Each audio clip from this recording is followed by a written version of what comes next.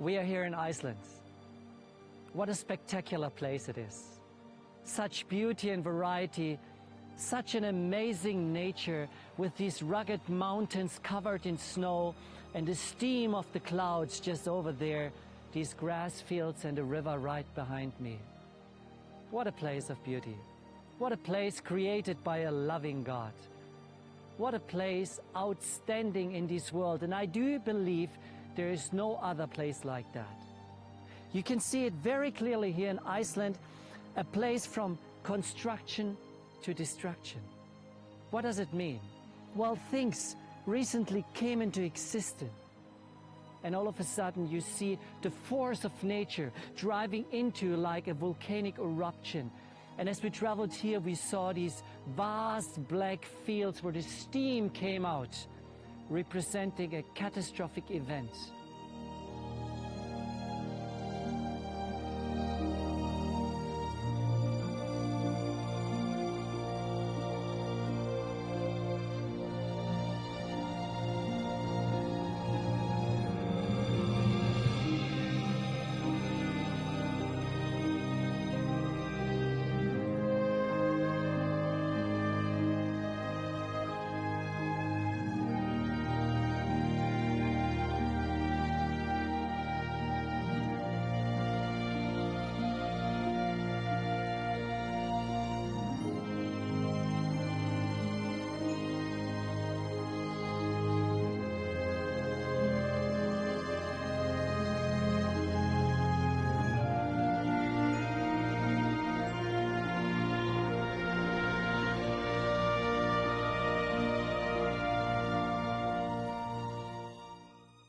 Now, God has given every human being a free will, with the option and possibility to make a decision.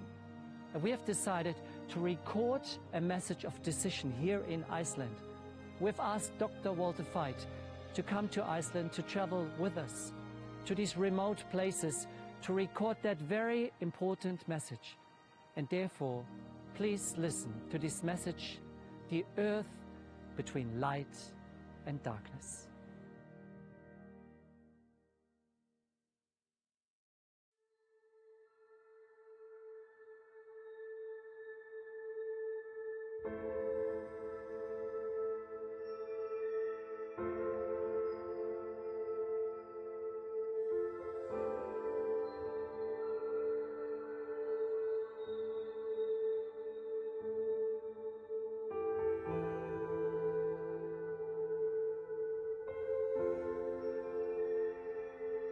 And I saw a new heaven and a new earth, for the first heaven and the first earth were passed away. And God shall wipe away all tears from their eyes, and there shall be no more death, neither sorrow, nor crying, neither shall there be any more pain, for the former things are passed away. And he that sat upon the throne said, Write, for these words are true and faithful.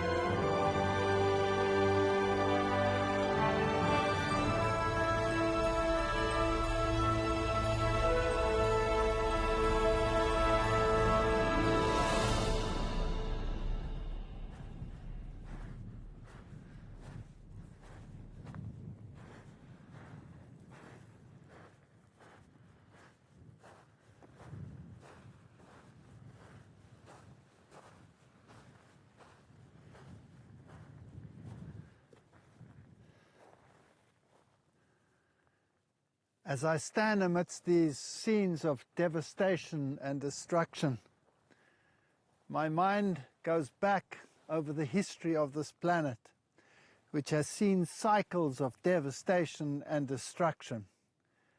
And if we look at the times in which we are living now, I believe this earth is teetering on the brink.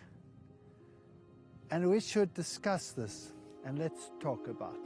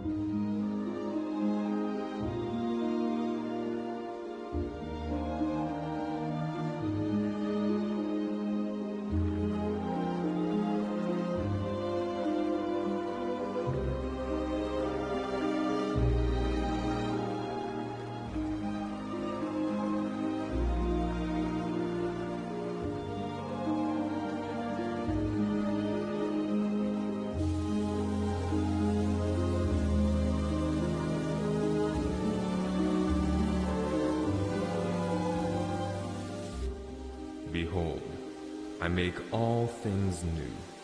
I will give unto him that is athirst of the fountain of the water of life freely.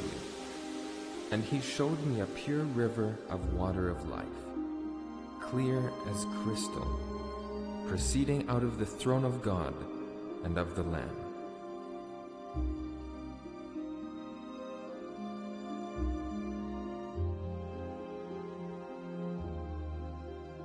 What an amazing landscape. If we look at these glacial rivers cutting through these valleys, Iceland is unique. With all these beautiful waterfalls, rugged terrain,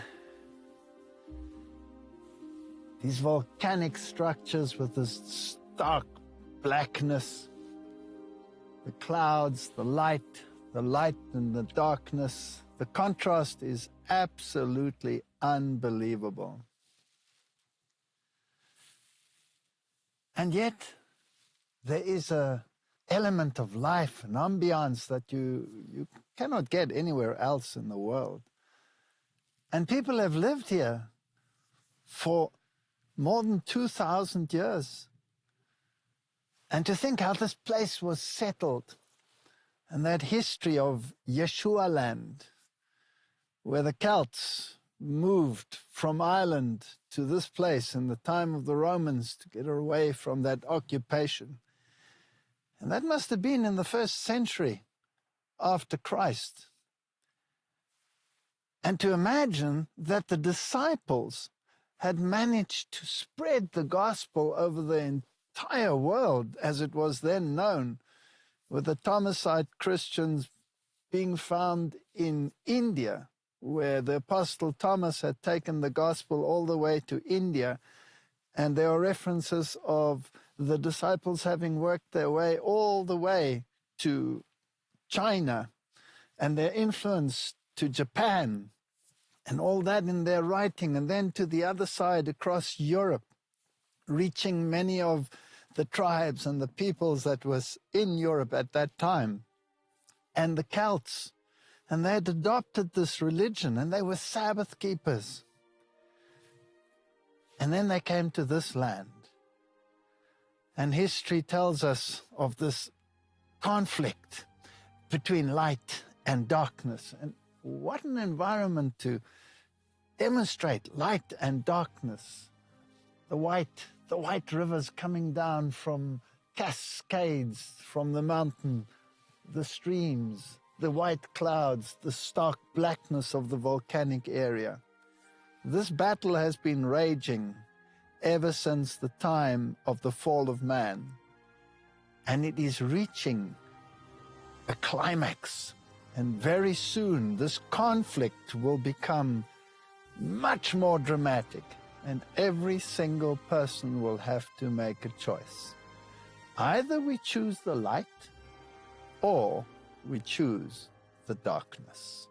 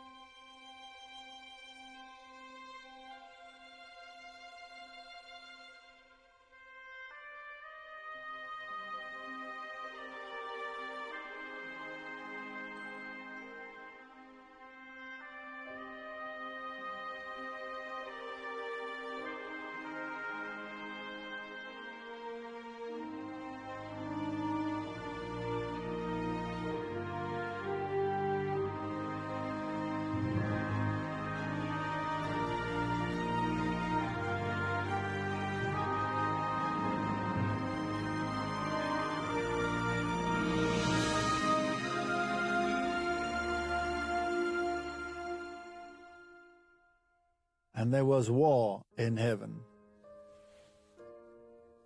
Lucifer, the highest angel in heaven, had rebelled against the government of God. Lucifer, the most exalted cherub, highest amongst the angels, leader of the heavenly choir, had coveted the position of God. He wanted to place his throne higher than the angels. He wanted to sit in the north where the throne of God was. He wanted to take the place of the one who had spoken him into existence. And because God had created Lucifer as near as possible to himself, this is the character of God, his unselfishness coming to the fore in his creation. He reasoned that why should he have a secondary position to the Son of God, who was God in very essence, if he looked exactly the same, and if he had control over the heavenly angels? And why should the rules and the regulations and the laws of heaven apply to him? After all, he was an exalted angel. Surely he, in his own capacity, should be able to determine what is right and what is wrong. Why did he need a higher authority to command him in this matter? And jealousy came up into his heart because the Son of God was taken into the council of God, and he wondered, why was he not in this council? Why was he not included in the council? Why could he not sit on the throne together with God to determine what had to happen in the universe of God? Now, this rebellion didn't come overnight. This had been festering for weeks, months, years, decades, centuries, millennia. We do not know. He suppressed his feelings, but he insinuated them, placing doubt upon the character of God, asking the questions, did God really say?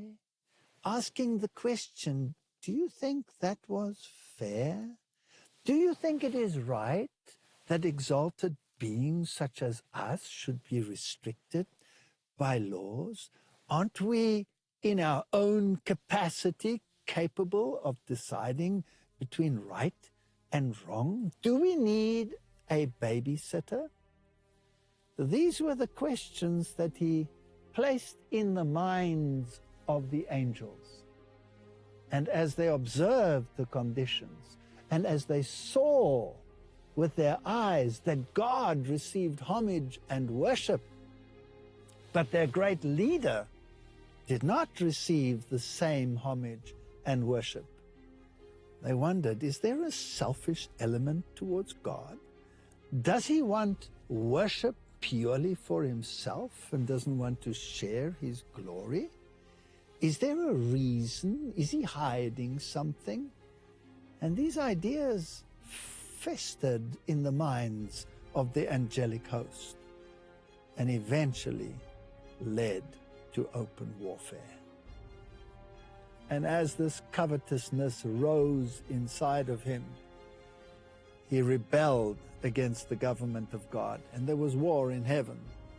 And Michael, which means the one who is what God is, and his angels, and Lucifer with his angels fought. Lucifer and his angels were thrown out of heaven and banned to this desolate area. 1/3 of the angels, that's millions upon millions upon billions of angels, had sided with the great rebel. 2/3 had stuck to God. And there must have been uncertainty even amongst them, because the arguments that Satan had brought to the fore were convincing enough that 1/3 of the angels had sided with him.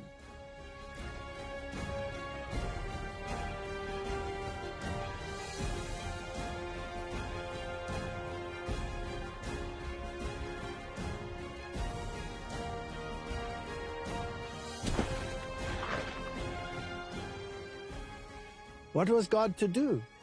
He had transgressed the laws of heaven, and God could have, with justice, destroyed him. But then he would have had, for all eternity, a government of fear. Because some of the angels might have thought, well, if you do this, if you transgress God's laws, then God just destroys you. Is this justice? Because did they fully comprehend what the consequences of this rebellion would be? So God, in his wisdom, did not destroy the devil and his angels. He allowed them the leeway to show to the universe and to the unfallen angels that rebellion will eventually lead to total destruction.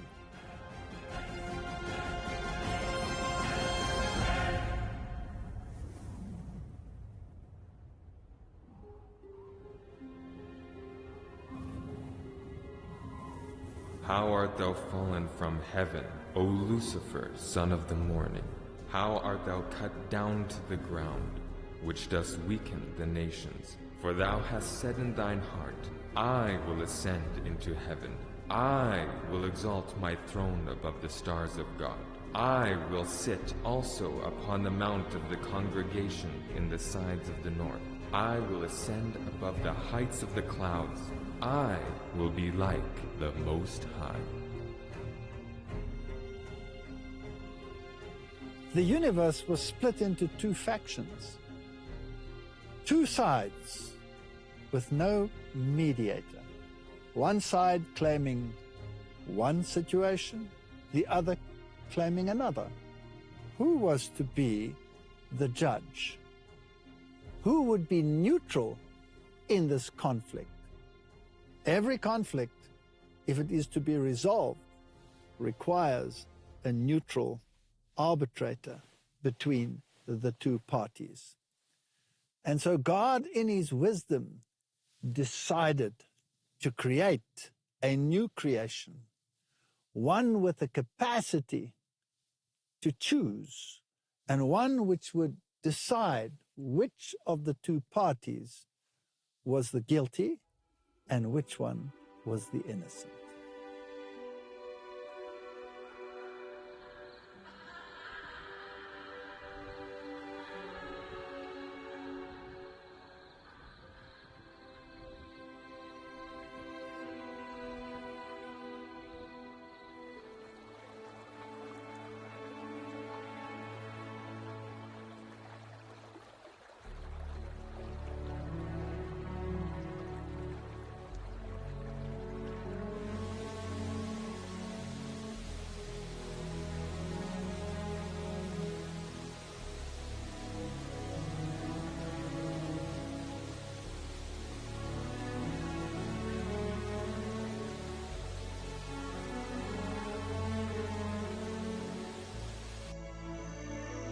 In the beginning, God created the heavens and the earth.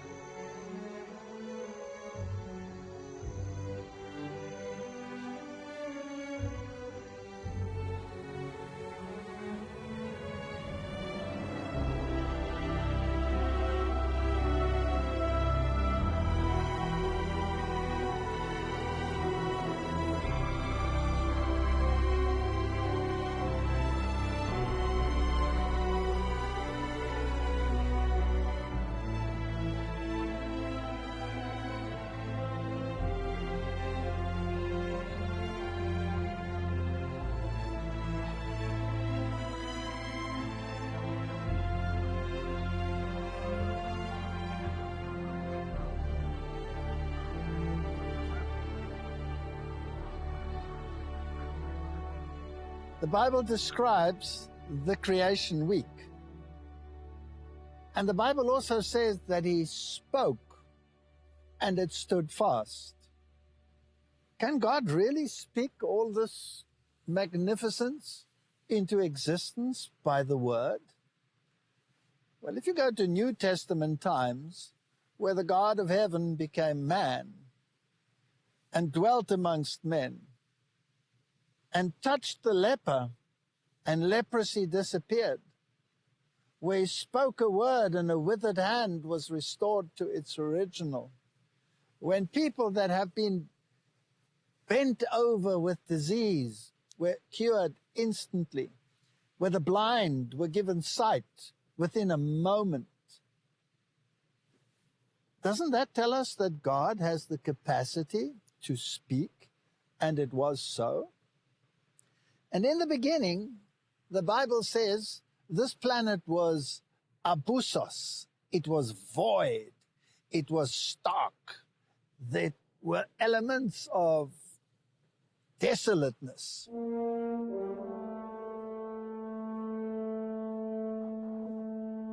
In the beginning, God created the heavens and the earth.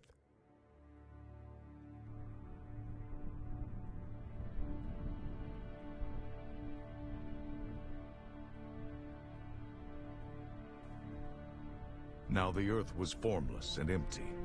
Darkness was over the surface of the deep, and the Spirit of God was hovering over the waters.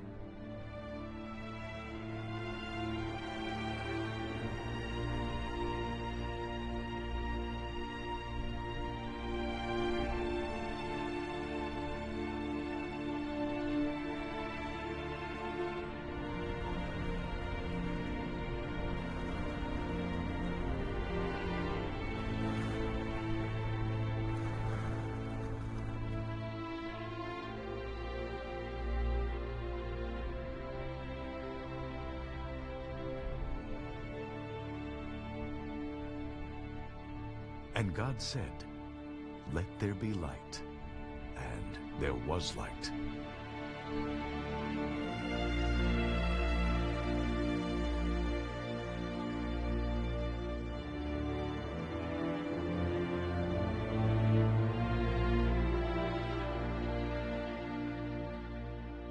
God saw that the light was good, and he separated the light from the darkness. God called the light day, and the darkness he called night. And there was evening, and there was morning, the first day.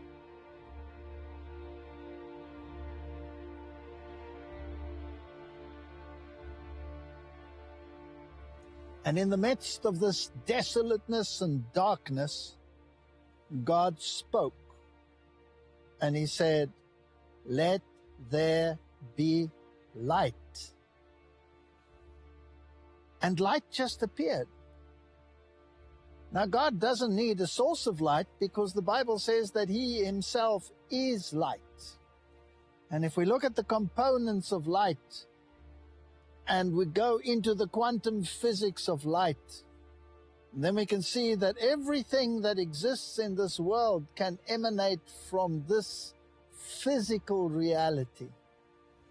Because the substance, which is at the same time a wave and at the same time appears to be like matter and actually consists of nothing ex nihilo, is in harmony with what the scriptures tell us. And the first thing that mankind needs, that creation needs, that every living creature needs, is light. And then you have the receptors of light right here in front of us. These green pigments that we see in these grasses absorb the light and change the light not only into all the nutrients that this plant requires, but also provides the oxygen that we need. So there's this benevolence, this unselfishness in everything that has been created. And when God said, "Let there be light," He supplied the means for life to flourish. And the waters were there, and God's Spirit hovered over the waters. And this combination is a basic structure for what is needed for the very existence of life. And then God separated the light from the darkness. So God placed the light in the midst of the darkness. Now, since God is light, and this planet was covered in darkness, then it means that God must have withdrawn Himself from this place, and this had become the abode of the fallen angels, steeped in darkness. And He spoke the light into the middle of the darkness, because God cannot tolerate darkness. Where God is, there can be no darkness. And it has a spiritual application as well as a physical application. If we look at the night, there's always something which is sinister, which is associated with the night. The deeds of evil occur mainly in the night, whereas the light dispels them. And the next day, God created the firmament. He created the skies. He created the system that would maintain life. And everything should be safely contained within the environment that He created.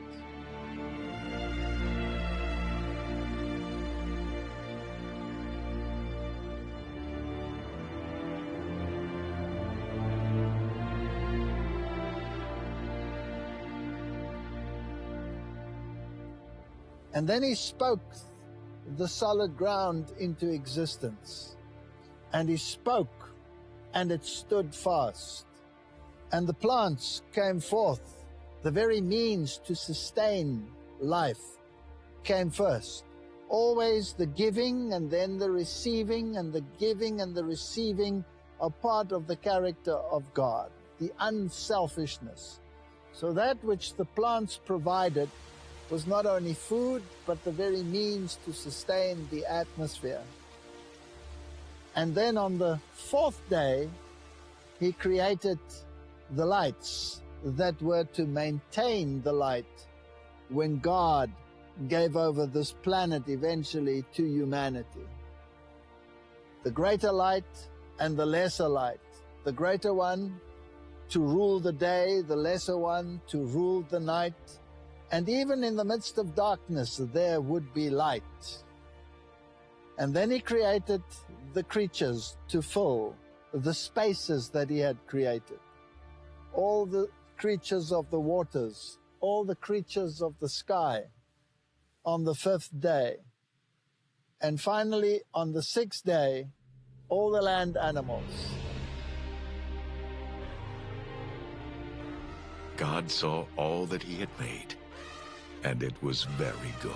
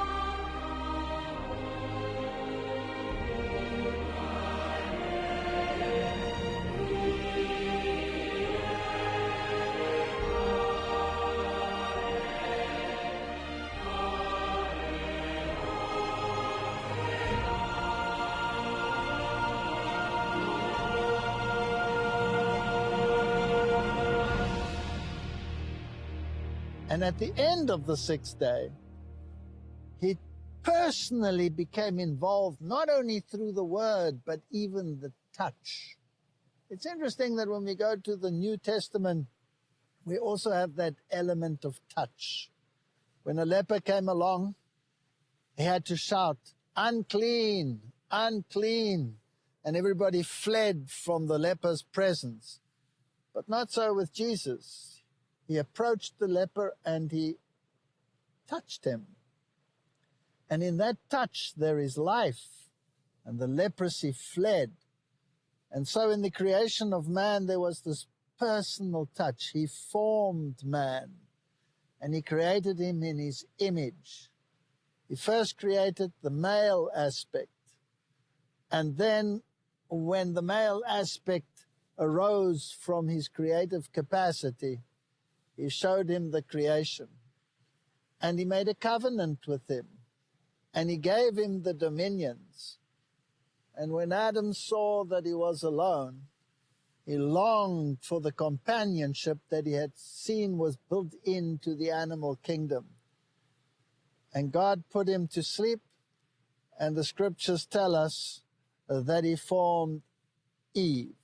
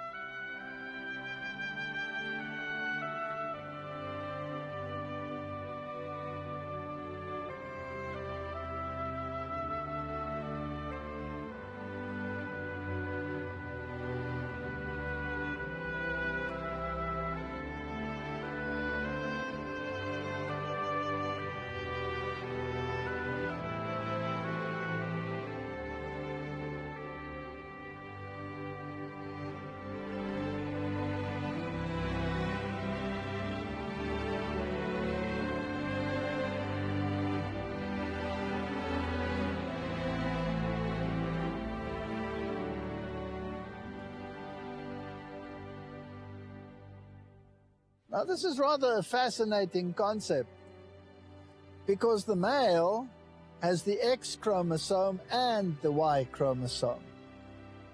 So that determines the masculine factor. But the female has only the X chromosome. So scientifically, the female could not have given rise to the male.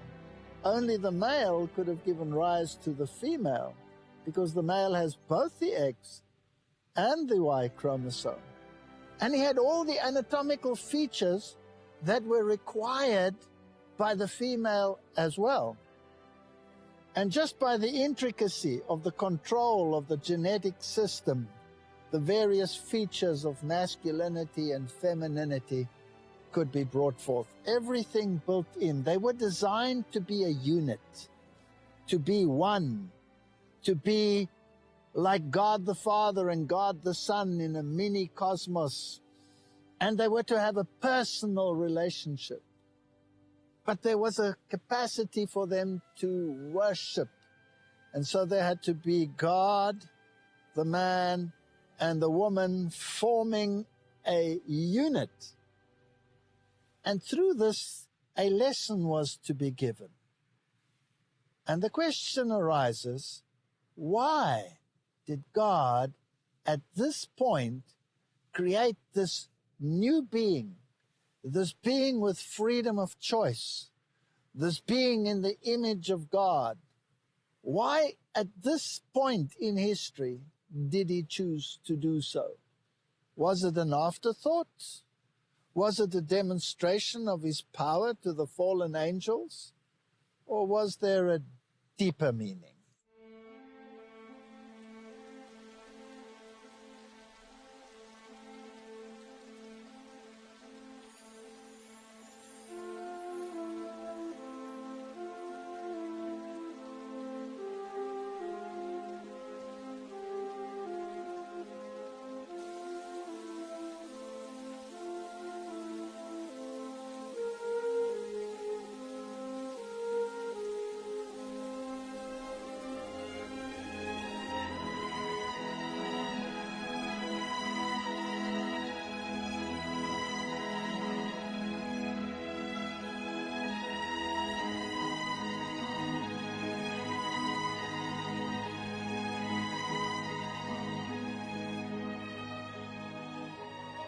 What does it mean to be created in the image of God?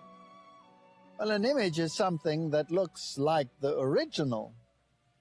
So the image of God can apply to the physical, but it can also apply to the spiritual, to the character. And it is probable that it was in its totality that both were present in that creation. So when man came forth in the image of God, he had an unfallen, noble character. And he also was in appearance like unto the Son of God. How do we know that? Because the Bible promises in the New Testament that when man is restored to the original beauty from which he came forth from the hand of God, that we will receive a body like unto his glorious body. So here was this magnificent being, far advanced in stature to anything that we see today, noble, and a character which reflected the unselfish benevolence of God. And this also required the fact that he was in the image of God. It also required that he had the capacity to choose, that he had freedom of choice. Because love can never be compelled. Love can only be exhibited and earned if it comes from free choice. After all, what is the use if someone is programmed to love you? That love is of no value. But if someone loves you by choice, then there is value to that love. So the Bible also tells us, besides the fact that God is light, God is also love. And these aspects were challenged by the fallen angels. They said that God could not be a God of benevolence, a God of kindness, a God of love, and then be so harsh as to exclude them from his realm. Then he was just a wrathful deity, exhibiting only justice, but not benevolence and love and forgiveness and kindness. And this was the dilemma.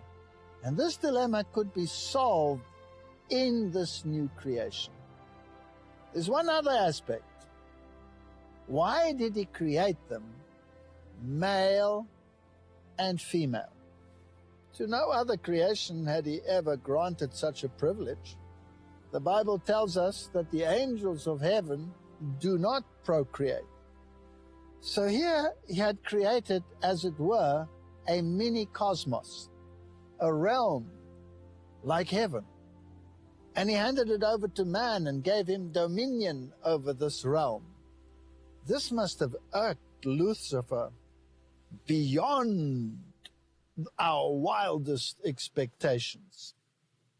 And not only that, here was a being that would share in the creative capacity of God.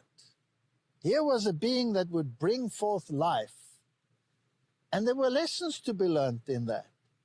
Because if you are responsible for the life that you bring forth, then you will set rules and regulations and boundaries to protect that life, to keep that life in harmony with its environment. If you break that rule, then you have discord, unhappiness, disharmony, destruction.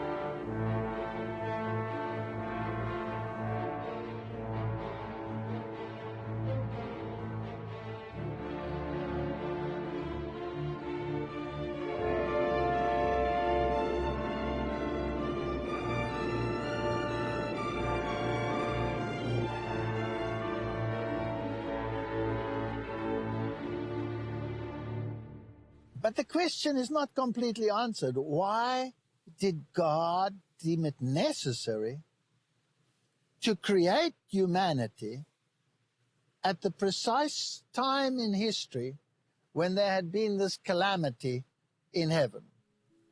You see, there were two parties. The one party was God and his angels, and Lucifer and his angels. Two parties. But where was the judge? Where was the mediator? Where was the jury to decide who was responsible for this calamity? And this is where God, in his ingenuity, grabs hold of the situation and solves the problem in a most amazing way. You see, a jury has to be impartial. A jury should not be family of those that it has to adjudicate between. And so God, in his wisdom, created a new order that had not known God before and had not known the other side before. And here was an independent jury that could decide as to which of the two had a right representation and which of the two had a false representation. And so mankind was basically created to be that deciding factor. The Bible says, do you not know that you will judge angels? Do you not know that you will sit on the judgment seat together with God? And in the course of history, there have been decisions on both sides of the case. But eventually, God's character will be vindicated, and the jury will testify to that fact.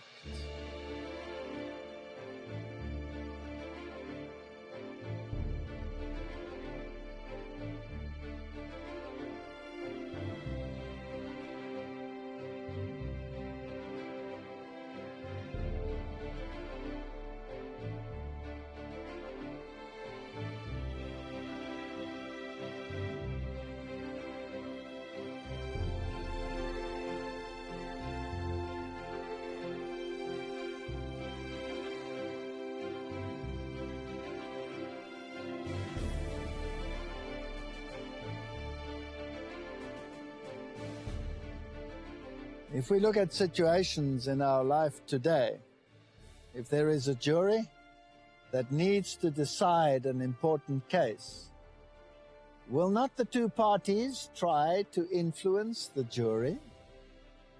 Will not the side that feels that it is on the short end of the stick of the jury try to win the jury over to its side? And if that is not possible, is it not even likely that they will try to eliminate the jury?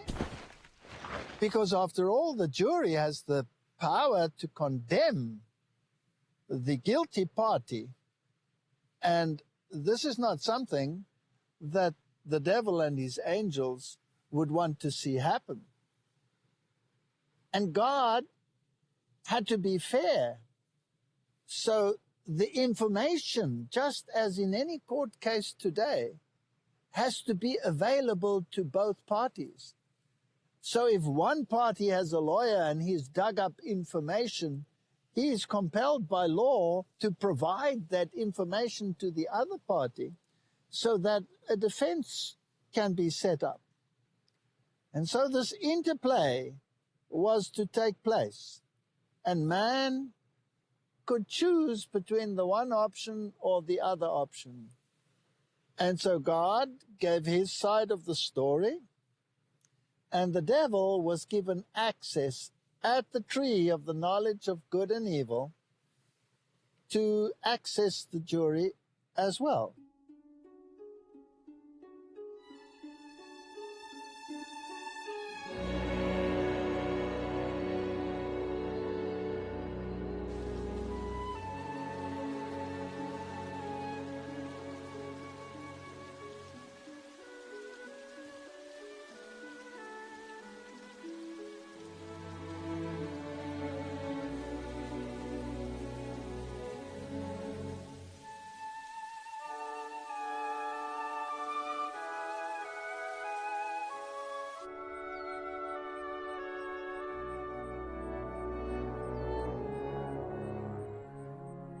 And what if he could get the jury to side with him?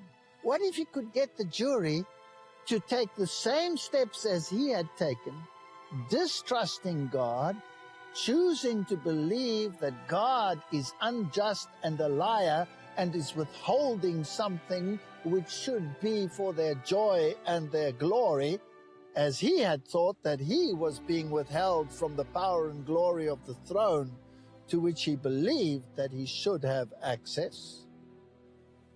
Well, wouldn't that bring an interesting interplay? Now, Adam and Eve were not created to fall, but they were created with the capacity to fall because they had a freedom of choice. There's another aspect that comes into this interplay. Here was a being that could bring forth life. And was it perhaps a possibility that God had created a being that could choose between God and the other party, and by propagation produce offspring that would eventually take the place of the fallen angels? How much more reason then to target this humanity, to make it fall, so that God's hand would be exposed and his character would be exposed to the entire universe. And if he should choose to forgive them if they fell, well, then shouldn't he forgive the other party as well? These are the thoughts that came into this interplay, and the drama was being created.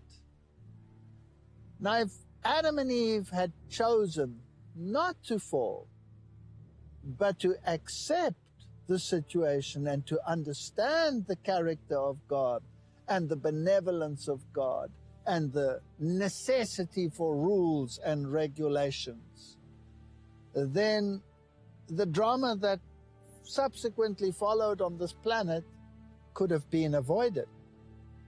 But God knew that even if they chose against him, the solution would be an everlasting solution. Because eventually, when the choices had been made, there would be enough individuals to attest to the truthfulness and the righteousness of the character of God.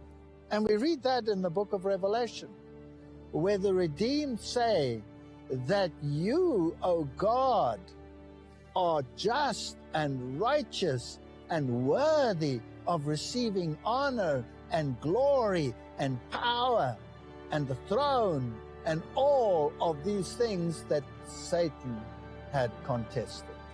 This was the stage for the solution to the great drama that had taken place in heaven.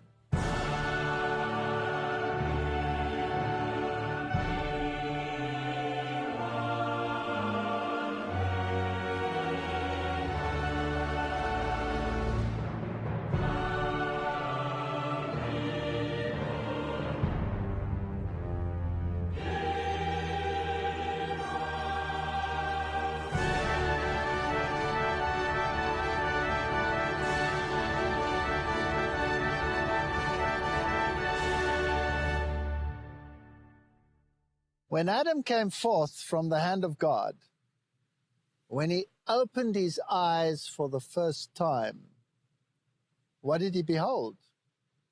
Surely it was the face of God.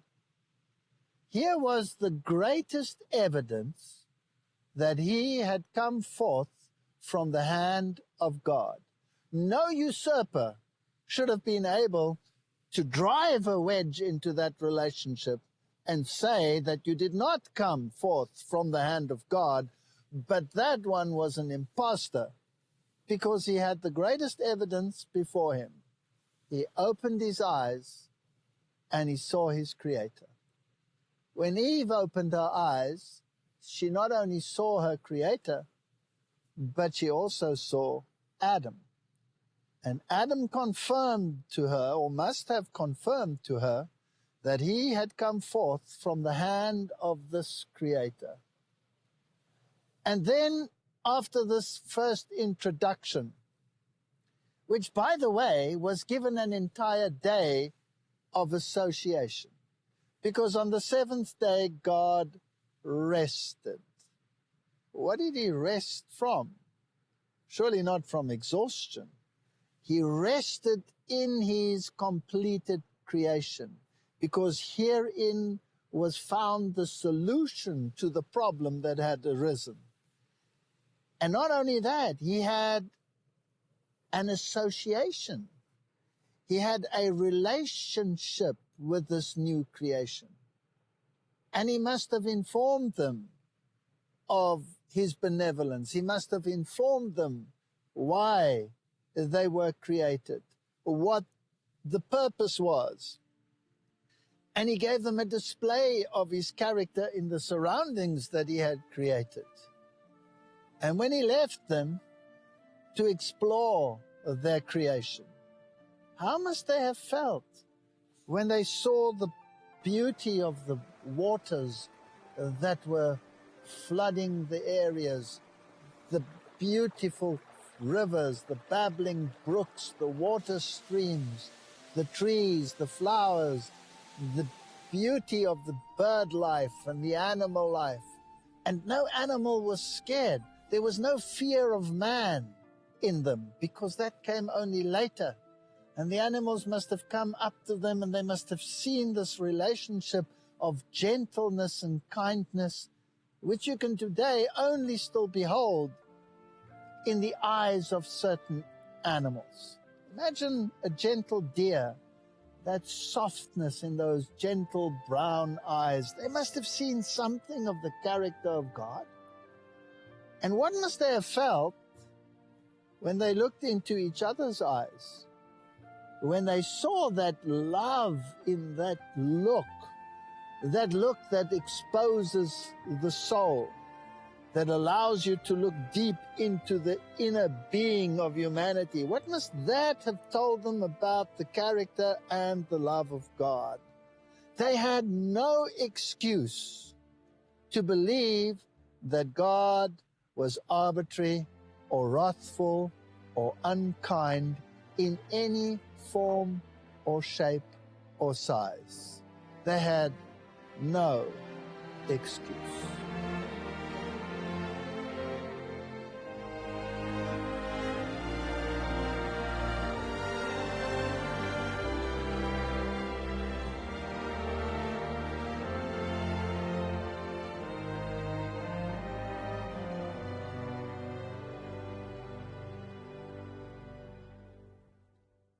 As he watched the pair in their innocence, he must have trembled, because here was God's answer to his rebellion. And if this new creation should choose God's side, then his fate would be sealed. And so he was determined to bring them to his side. How would he do it? He must have had plenty of practice in heaven as he insinuated his ideas to the angels before it came to open warfare. And so he devised the plan, and he thought that he would surely overcome them. But while they were bonding together, it was difficult to drive a wedge between them, because love was his greatest obstacle.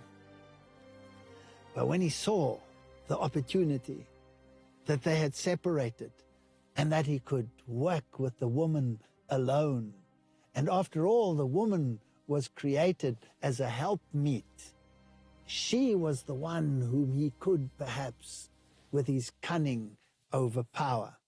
He saw his opportunity, and he took it.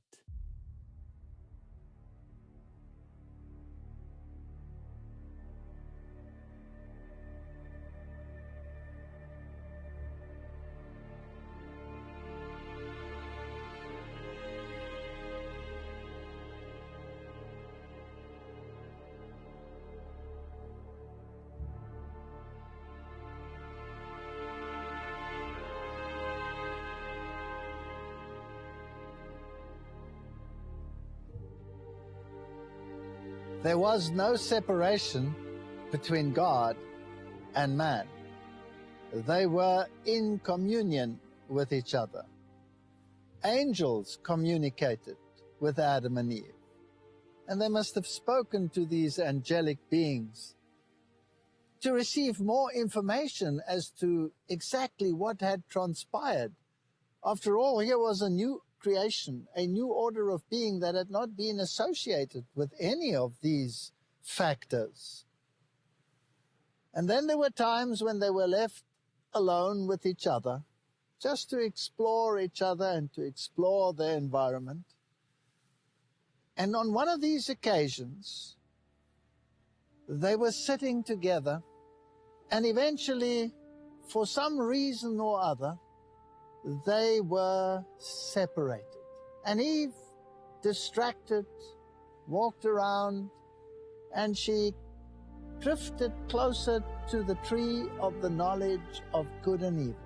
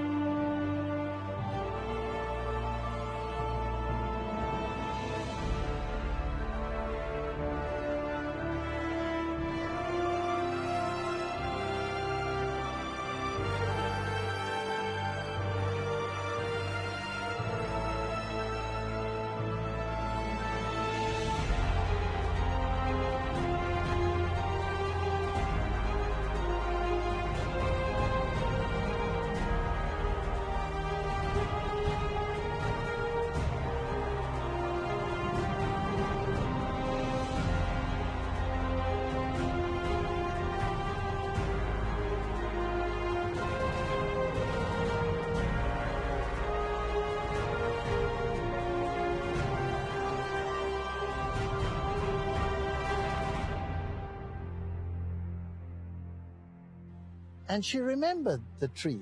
And when she saw it in the corner of her eye, she was attracted and wanted to know what was the issue around this tree of the knowledge of good and evil. And she cautiously approached it, and there in the tree was the serpent. It was an unfallen creature. It must have been spectacular.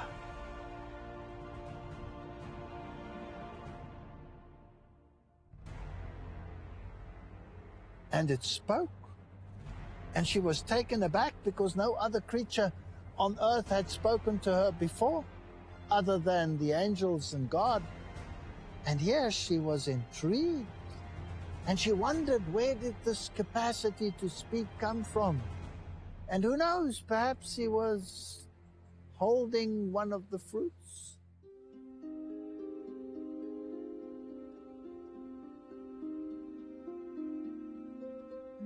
The serpent was being used as a medium. He didn't have this capacity to speak by himself. Perhaps it was the ventriloquist power of the one controlling him that was speaking through him and addressing his gaze to Eve. And she, being interested, looked at him, and almost in a hypnotic state, she was informed of this great capacity that the serpent had achieved by just being associated with the tree. And then the question, did God really say? That's not coming out bluntly and saying God is a liar. That's coming out in the subtlety of the serpent. Did God really say? Just questioning whether God had perhaps withheld something from her. Did he really say that if you eat of this forbidden fruit, you will die? You will surely not die. Because Eve said, yes, God had said that the day we eat of it and the day we touch it, we shall surely die. And his reply was, you will surely not die. The day that you eat of it, you will become like God, and you will be able by yourself to determine what is right and what is wrong, to determine between good and evil. You will have the capacities that God is withholding from you. This God is a deceptive God that has introduced himself to you. He is a usurper. He is a liar. He is withholding that power to which you are capable within yourself, being a glorious being as you are. And intrigued by the possibility of hidden knowledge, hidden powers that had been kept from her, Eve was tempted. And he must have held out the fruit and said, partake and see for yourself. Look at me, I'm alive. Nothing happened to me by being associated with the tree. And she took the fruit because she had distrusted the word of God. Was something being withheld? Was there something that she could aspire to that God was not willing to share with her? And in that touch lies the history of the suffering of this planet.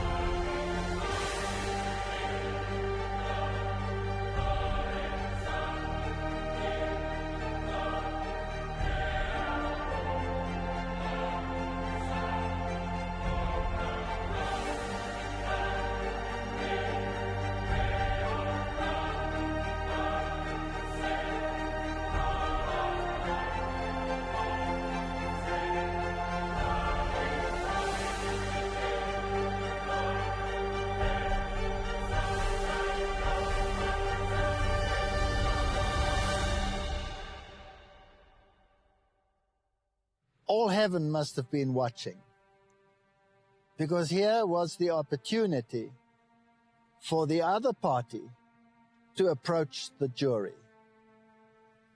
Would they take the bait, or would they resist? Heaven was watching. There must have been an awesome silence. And when her hand reached out and took the fruit, I can imagine the faces of the angels as they watched in disbelief. Is this possible? Is this really true? Is it possible to convince this new order of being so quickly that God is not what he appeared to be? Surely she wouldn't take the fruit. But she took it, and she ate.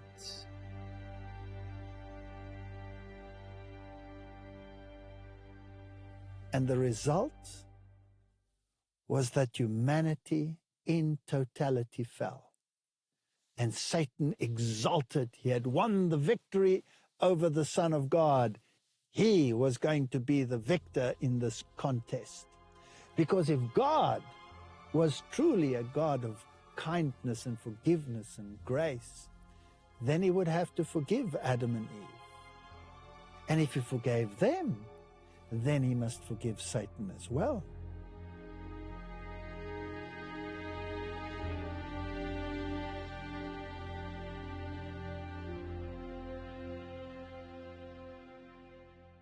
And when she returned to Adam's side, he saw there was something different. The light had probably dissipated. She was still beautiful, but there was another look in her eyes. And he asked her, "Did you partake of the fruit?" And she said, "Yes, it will give you great knowledge and great power." And imagine the feelings he must have had. He now not only had to choose between God and Satan, he now had the additional choice of choosing between God and life and his beloved Eve.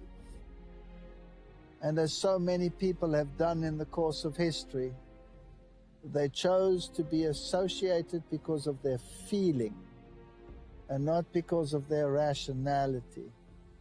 And he gave up all to be with her, making a covenant, as it were, with death.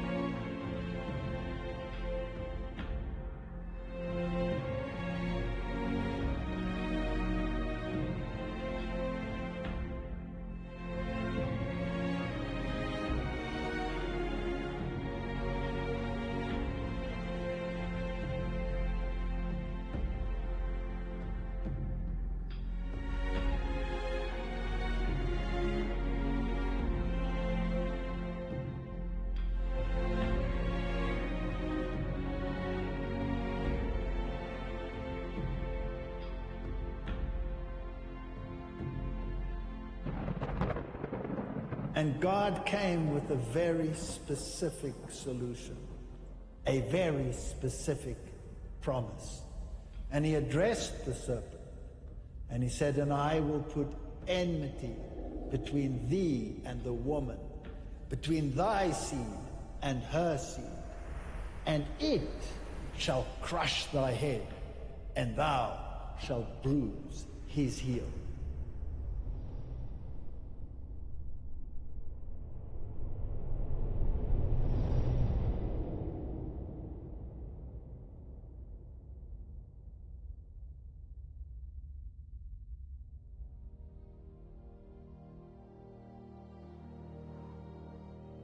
Look at these worlds. What you see is the creative power of God. And these amazing vast landscapes here in Iceland and everywhere on this planet are a witness to God's love for humanity. You have just seen the earth between light and darkness. I'm very sure many questions were raised and might not be fully answered yet. Beyond this tragic rebellion which has taken place in heaven and led to the fall also of Adam and Eve, there is a wonderful hope. God has given a promise to crush the head of the serpent, and that promise was fulfilled, for God loved the world so much that he gave his one and only Son. Anyone who believes in him will not die, but will have eternal life. Which means that every human being can make this decision to follow God. For God did not send his Son into the world to judge the world. He sent his Son to save the world through him. You can also make this decision to follow our Creator and Redeemer Jesus Christ. Eternity is waiting for you.